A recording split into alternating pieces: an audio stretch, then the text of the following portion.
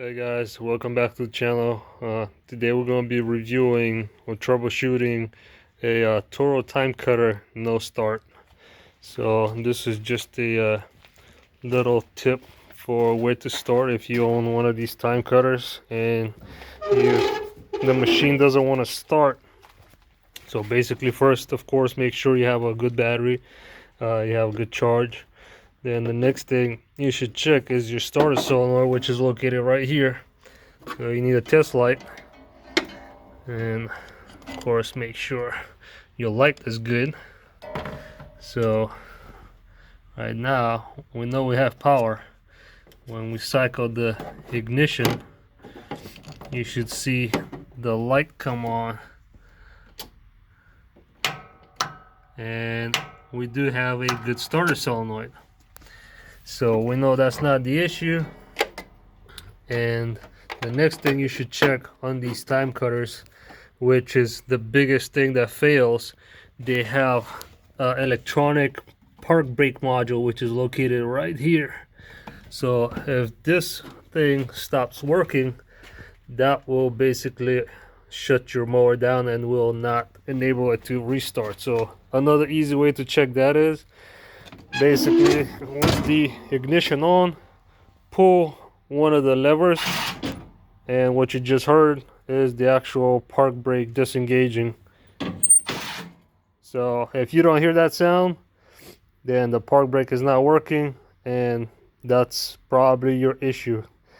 Another thing to check is make sure your PTO switch is down, because if you left it on and you shut the mower off, then again the mower is not going to start because everything cycles through the PTO switch. It's a safety issue, so that's another thing to check. Make sure your PTO switch is off, and to check if that's working, you have to be sitting on the seat, because you have to depress the pressure switch, the safety switch on the seat. So ignition on, and then you can hear the click. So that's the actual clutch, the PTO clutch engaging. So that's how you check that. But yeah, pretty much these are the number one issues with these time cutters, is these park brakes and then the solenoids.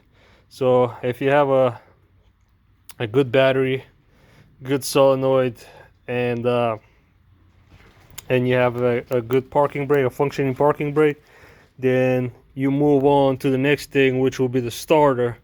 So that'll be the next thing. So if your starter doesn't work, or you get power to the starter, just pull it out, cycle the ignition, try to see if it'll actually kick out and turn.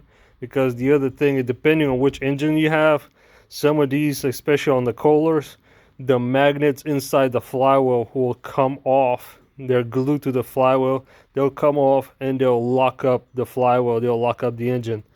So that's another thing. But a lot of the times when you just have a simple no start issue, when you know you used the machine, you parked it and everything was fine, then you go the next day or the next week and the machine doesn't work, this will be the first thing you should check: battery, starter solenoid, park brake functioning properly, and your PTO switch and starter. So again, this is just a quick rundown on troubleshooting a no start on time cutter. Hope you enjoyed the video. Come back for more. Smack that like button, hit the subscribe, and drop a comment below. Let me know what other videos you would like me to make with cars or mowers or whatnot. I would like to hear from you. Stay safe, be blessed, and I'll see you soon.